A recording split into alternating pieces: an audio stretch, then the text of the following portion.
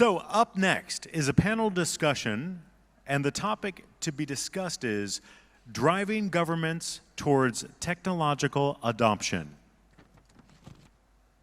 Please put your hands together to welcome our very honored speakers for this panel discussion.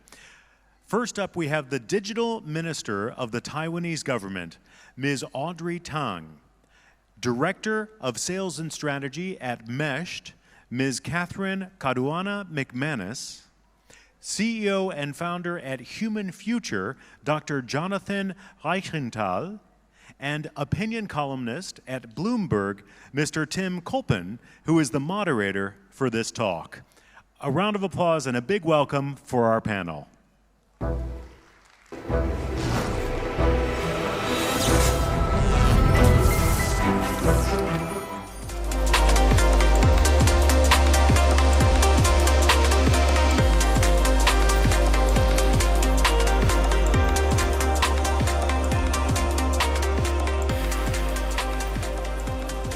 Hey, good afternoon. Thank you for joining us this afternoon. I'm Tim Culpan. I'm moderating today. I've got a great lineup here. They've already been introduced, so I want to introduce them again. We're talking about government and technology, which in some ways people think are anathema to each other. They don't tend to work together very well very often. But this panel is going to talk to you about how they can work together and also some of the pitfalls. My first question is actually going to go to someone who is at heart and soul, I would say, is a technologist who actually works in government, Digital Minister of Taiwan, Audrey Tang. I want to ask you directly off the bat, what problems can tech solve and not solve in the government realm? So technology solves nothing. People solves everything. People can solve with technology anything that can be quantified, anything that can be measured, anything that can be defined. If the society have not come up with a solid definition and measurement on anything, then of course people who can wield technology have nothing to act on. And so I would say the social recognition and definition of the social problems is the first step. And then we drive technological adoption with technology, but not for technology. Now, since you work in government, I want to build on that point. Then what role does government have in the technological realm? Obviously, regulation is one area, another is promotion, adoption, and so forth. But at its core, what should government do and what should it avoid?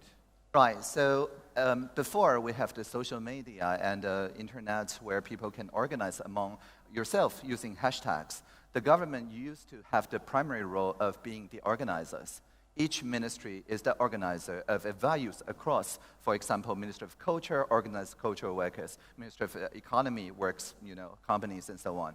But now people can just organize among yourselves, right? So the government role, I think, has changed in the age of social media and internet collaboration. The government role now, I think, is being an enabler, allowing people with different positions to discover their shared values, and as a facilitator, to ask people to come forward with innovation that deliver on those shared values. So as a facilitator, but not as an organizer.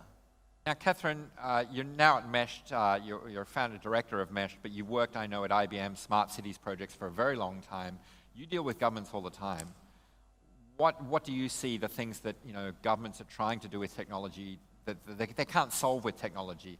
And what are the areas where you think that governments need to really tap into the technological infrastructure and even the thought processes? What do you see there?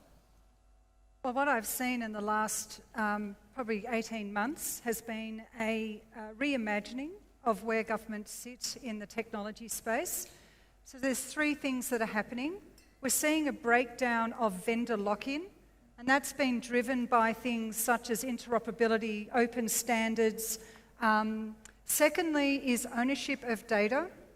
So in the past, government would outsource, for example, the delivery of a transport system to a tech vendor. The tech vendor would have control over that data. Now governments are demanding that in those contracts, they actually own the data. Right. And without data, how can you measure what you've got and how can you move forward? The third piece, which is where I've been very involved in, has been around democratization of data. And that's not necessarily open data. That's actually data that could be shared or could even be private data, but it's actually getting government and industry to make decisions to share that data. So, I'm seeing that government's role is changing. Definitely, I agree with Audrey, they are still enablers, but ultimately there is a huge opportunity for entrepreneurs and citizens to actually engage around tech to solve solutions for people. Coming to the issue of data, I want to go back to that. When you have a government project where they bring in an outside vendor, they have a contract, maybe it's a long-term contract or maybe it's just a one-off turnkey, one of the questions is like, who owns the data? Is it as simple as who owns the data? What is the answer to that? Should the government own the data because they've contracted it? Or many times the contractor says, well, hang on, we're doing it, we get to own the data and do what we want with it. And can data really be owned? I mean, this is a concept that I struggle with sometimes. I don't know if data can really be owned, can it? My view on this is that there's data and there's value of data. Right. Now, if you don't have the raw material, how can you value add on top of that? So in the past, people used to think that data was power, that I could commercialize this data, I could monetize that data. And I think one of the pitfalls in the smart cities movement has been that governments have thought they could monetize data. What I'm talking about here is just the right to the conversation, to be able to ask the question, where is the data so we can understand that? And if you haven't got that written in your contract, it's very, very difficult to move forward as to whether or not it's shared or who owns it. Is that a problem, though, in the projects that you've seen, the contracts? Is Yes. it being specified clearly enough, generally speaking? It is now. I think governments are wakening up to it. And there is a global movement called the Open and Agile Cities movement coming out of Fearware in Barcelona. And they have the support of many European nations, as well as in Australia and the US. And I think that's a good step forward to come up with an architecture where through the movement of data through technology, people can share it. And Jonathan, I know you look at a lot of emerging technologies and also are keen to see more entrepreneurship. There seems to be a lot of opportunities in not just big established, big tech companies that get the big contracts with governments, but there's a lot of small, like 1, 2, 3 person outfits and a lot of new project ideas. Where can the young entrepreneurs or fresh entrepreneurs tap into the government opportunities? Is there something they can do better than others in this realm? There's some good questions there. So I worked in government for about 10 years before I left. I'm now a recovering government employee. And as a buyer, there wasn't a lot of suppliers, to be honest, in the tech space. And this is sort of a message that I'm carrying around the world. This is a multi-trillion-dollar opportunity for new players to come in and be urban innovators, create new solutions. One of the reasons I love cities, as a problem solver, and I bet you there are problem solvers in this room, there's some amazing problems to solve. Right. And you've so many domains. You've everything from sort of building management to healthcare to public safety and energy. Every one of those areas needs solutions. So you just have to find your passion, and then there's an opening there to deliver a great solution. And what's interesting here is, you used to be CIO of the city of Palo Alto, which Right. is the heart of Silicon Valley, and you were a buyer, and in the heart of Silicon Valley, you didn't have enough vendors, or had a lack of supply. That is kind of staggering, right? Yeah. So surely there's a lot of money to be made for young entrepreneurs or old entrepreneurs to basically tap into specific needs of municipal governments. So how would you recommend that any entrepreneur with an idea, a tech idea, or a foundational technology would go and approach a municipal government, say, like the city of Palo Alto? What would they do? What would be the first step? Yeah. I mean, for a lot of innovators, entrepreneurs, government hasn't been attractive, for the most part. It is very hard to sell to government. Let's be frank about that. And so government has a responsibility to make it easier for people to sell into them, right?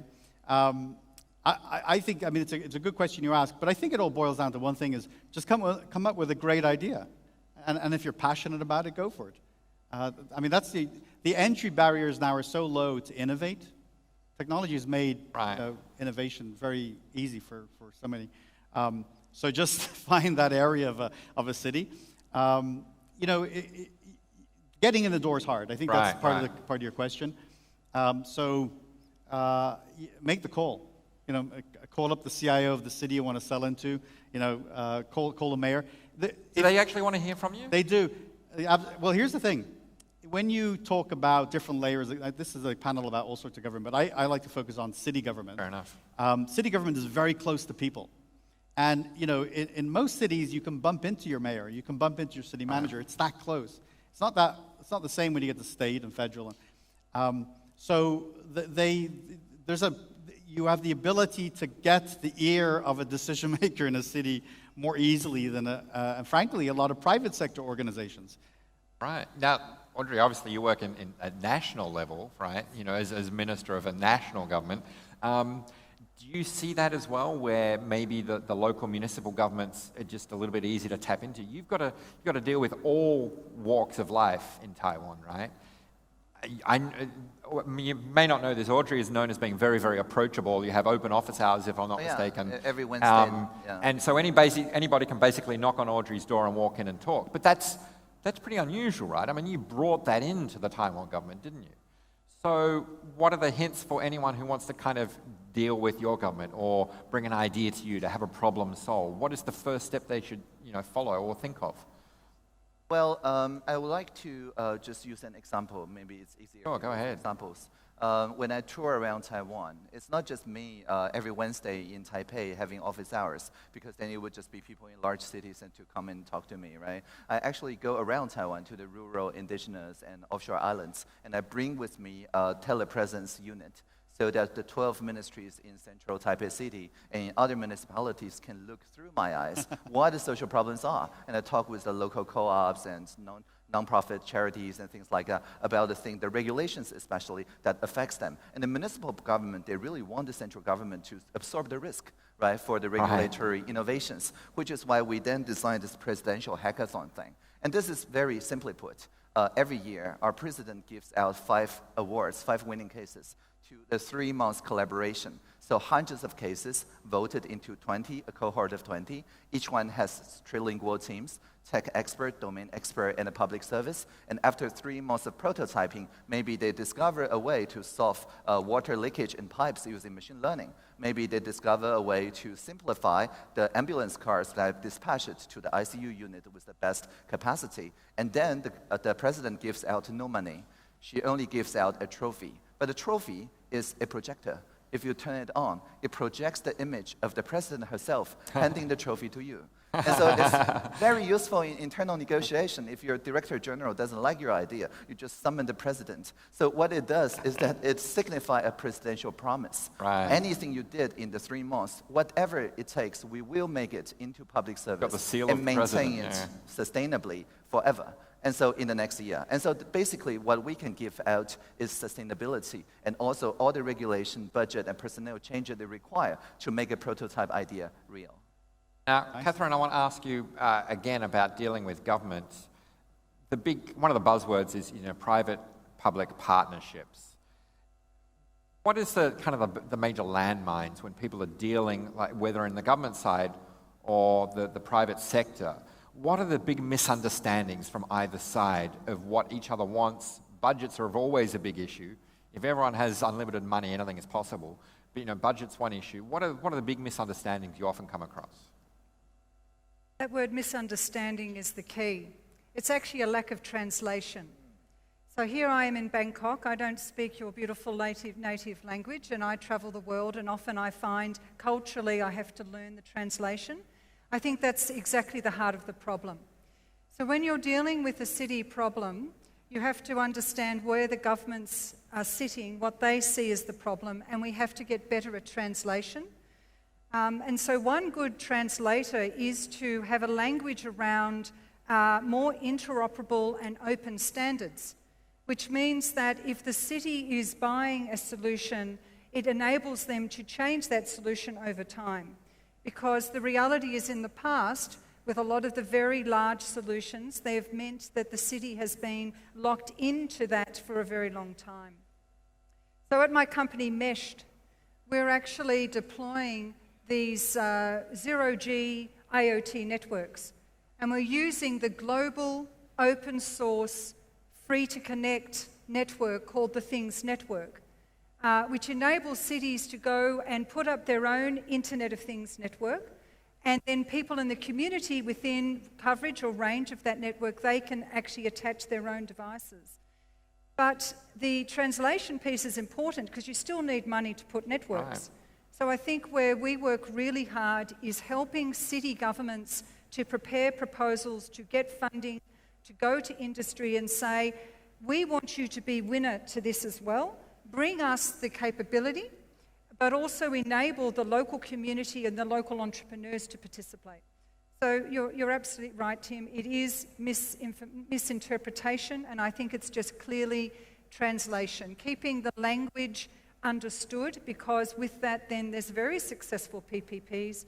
And just to let you know, Australia was nowhere on the Smart Cities agenda for many years, but the federal government put up $52 million to seed fund innovative projects. And the three principles that awarded that money were interoperability, data sharing, and standards. And with those principles, that enabled the broader industry, large and small, to come with solutions, which has resulted in some pretty amazing projects. Let me give you one. One of our cities, Darwin, which is far north of Northern Territory, they've revolutionised energy usage through smart lighting, but also giving the local Indigenous communities the ability to create their own solar capability. Now that came out of seed funding, where we got industry involved with that as well. There were 2 points you brought up there that I want to seize on and also ask Jonathan about. The idea of interoperability. I worry often, and you hinted at this, where you get long-term projects and you're locked into it. You know, companies will offer turnkey solutions, which is wonderful. It's easy, you don't have to worry about it.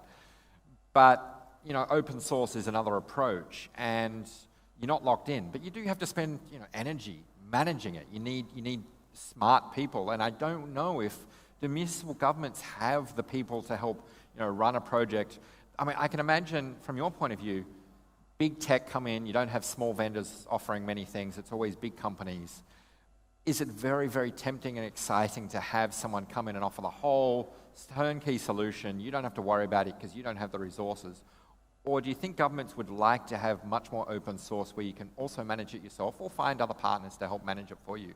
Is there a conflict there, or do you think governments are moving to wanting more open source, which takes a bit more management, but it means you're not locked in for, you know, future generations, right? Shall I go? Yeah, go ahead. There's a lot in that question, a lot to break down. I'll try to be more succinct. Answering that question will depend on who you're asking and where they come from. So there's a great cultural component to that question. I think if you ask some folks like myself from the West Coast of the United States, you might get a different answer from folks in Europe or maybe in Australia and Asia. So it is a cultural thing. We are inclined not to go with the open source model. Part of that is expertise. We have to have products supported in cities. There is very little tolerance for issues. So the product has to work. You need somebody to stand behind it. And by the way, that's also why startups are challenged too. Because let's say you're selling something to do with public safety. You have a new innovation that's going to help catch criminals. But your product is 6 months old and you're going to sell it to a police chief. The police chief has no guarantee that that product's going to be around more than a year because you're burning through VC money. Right. So that's part of it. There's a bit of a catch-22 there. I'll make a bit of a more controversial point though. We have to ask ourselves, how much tech should cities be in or should governments be in? I've been a vocal advocate that governments and cities in particular shouldn't have data centers. It's not a core competency. To hire data center engineers, to hire software engineers to build software, I feel shouldn't be inside government. We can do things that play to our strengths. And there are others who do it a lot better. So what should be inside government? Well, some of the things you're seeing now in the private sector, there's nothing like a great project manager. That can be the difference between success and failure. Great project managers, business analysts. And they should be inside government. They should be inside government because they have subject matter expertise, right? and they can act as this great connector between a city problem and the vendor who wants to provide it. We need more people in data science, no question. Right. I love that you, yeah. Absolutely. It's I see this all the time. A government buys a data science system or an analytics tool. Well, that's only like 30% of the issue resolved. Yeah. You have to actually have people who know how to use it, how to make sense of patterns, who can see the signal and the noise. So there are things that government does really well. Figure out what that is, and outsource basically the stuff you don't do so well. That's see one thing you bring up, like the police commissioner who's would love to take on this young startup with great new innovative technology. I mean, Audrey, from your position, you can understand that dilemma that a police commissioner or a government minister would have, where like they love this idea, but I don't know if the startup's going to be around in 6 months or 12 months. We love your technology, but do you have the funding? How do you in government help promote the idea of a young entrepreneur with a young startup, great technology, a lot of energy, but they don't have history behind them, they don't have money behind them, they don't have all that infrastructure behind them? How can you help reconcile those two concerns? Right. So basically, in the national level, as I mentioned with the presidential hackathon, if this young startup is not after VC money and skyrocketing valuation, they just want to donate to the local police staff. They just declare themselves an open API compliant team and join the presidential hackathon. And the beauty of those trilingual team is that after 3 months, everybody speaks the other two languages a little bit. Right. Right. And then they build trust. And data, to me, is the beginning of a relationship. It's not an asset. It's not oil. So basically, what data is... But they still need to get revenue, right? This startup still needs revenue. Right. So if they agree to be merged back into the government service, they start earning revenues by essentially selling evaluated consultation and services above this infrastructure level, but have the taxpayers absorb the cost of maintaining the infrastructure level. That's the shape we've seen the most. However, if they are after breaking some regulations to do self-driving vehicles, for drone delivery, for things like that that are not even allowed by the current government regulation, then my usual advice is that just to file a sandbox application. Because in Taiwan, you can have sandbox not just on fintech, you can have it on anything. Just briefly, what do you mean by sandbox application for people who might not be aware? So a sandbox application is that you have an idea that is currently questionably legal or just downright illegal by regulations or government policies. And you write your own forked version, that is to say your imagination of what the regulation can be, so that your technology can work legally and it's to the social benefit of all, or so you claim. And then you file it and we matchmake you to a municipality. And for example, I know the Taipei Project Management Office for Smart City is here, and they're very good in just pairing with technologists in finding out the testing fields. And so basically they have a year to demonstrate to the public that their regulation is better than the current regulation. And the city government agreed not to fine them, not to penalize them for a year in exchange for shared data, actually, for open innovation. And so if things doesn't pan out, everybody learns from it. If things does pan out, well, they got 1 year ahead in the monopoly, right? So they can actually get a lot of interest in VCs because they're guaranteed to be legal and operating even while everybody else is still illegal. And so Sandbox, I think, is one of the solutions to this early differences between the startup with no history and the startup with a history. Taiwan's been, if I'm not mistaken, kind of moving into that, or had moved into that for blockchain technologies. There's quite a hub of blockchain technology in Taiwan. And self-driving and like 5G, like platform economy, Are you seeing this happen globally, this sandbox idea? Is it a big thing now, Catherine? I see you nodding your head. Is this a big thing? This is a beautiful segue, and you and I have got a lot in common around this. So let's just look at air quality. Now, a lot of nations have something called the Environment Protection Authority. And what we're finding now is that the ways in which traditionally for the last 80 years, countries and cities have been collecting data on air quality is really outdated. And so what's happening with the Internet of Things and smart cities, it's actually disrupting the current policy and regulation around air quality. So in its simplest form, the ability to get hyper-localized data from a low-cost sensor. There we go. Have a look at Taipei. And we found that air quality was a major issue in Sydney because it's going through massive construction boom. And so essentially we worked with the major university, the Things Network, and the city to deploy this network called TULIP, Technology for Urban Livability. Now what's happened 2.5 years down the track, the EPA is now looking at what we're doing and realizing that this sandbox view actually has some validity. And so again, I think the role of government is to be an enabler. And if there's any budding entrepreneur out there that wants to start a startup in smart cities and prop tech, I have a little bit of advice. It's really important that you know the content or the context of what you're trying to solve for the city problem. And I've had the benefit of coming from large organizations such as KPMG and IBM. It's really important to have very good governance. So, you know, in a startup and an entrepreneur, you really do need to ensure you've got good project management, you have good systems, because if you show that to a city client, they will respect that, because that's what they're looking for. They're looking for good governance. Solving a clear problem. Solving a clear problem, but also the way that you go about solving the problem, they're looking for good governance. And I think that's something Jonathan, also. having been CIO of a city, was it always the case that you had a clear problem to solve? Or did you sometimes have people pitching to you a problem you didn't know that you had? Is that a valid way for someone to come to a municipal government and pitch, like, you didn't know you had this problem, but I've got a solution for you? Or is it better to really kind of tap into the problem they already know about? So it's all about, look, there's no lack of challenges in cities. In fact, it's getting more and more complex, and the problems are getting harder to solve. So all you got to do is identify an issue that pains you. I mean, we all live in the city, so most of us do. You probably observe something or experience something that you wish worked better. Well, you can wait for someone else to fix it, or you can try to fix it yourself and make money doing it.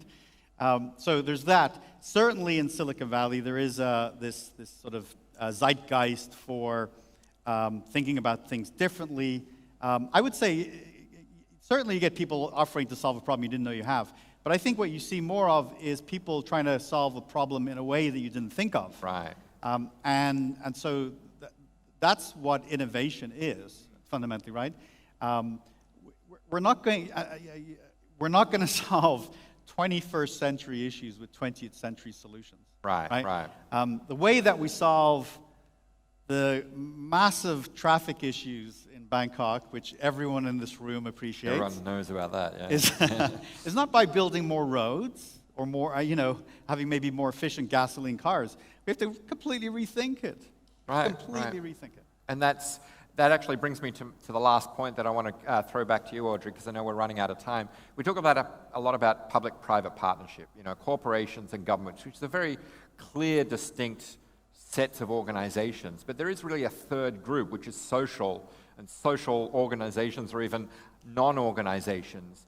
How does that fit into the realm of how technology and social groups can solve a lot of the problems at the city or state or national level?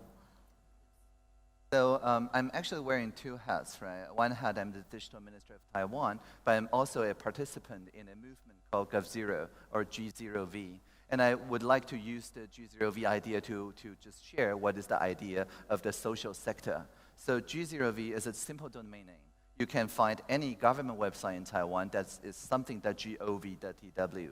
But a bunch of people deciding to meet every 2 months and enjoy good food together, they call themselves the GovZero movement, and build an alternative government website for every website that they don't like. And so you go to one website, something.gov.tw. So it's kind of like a shadow website. You change O to a 0, and you get into the shadow website. Wow. And how often do they get adopted by the real government?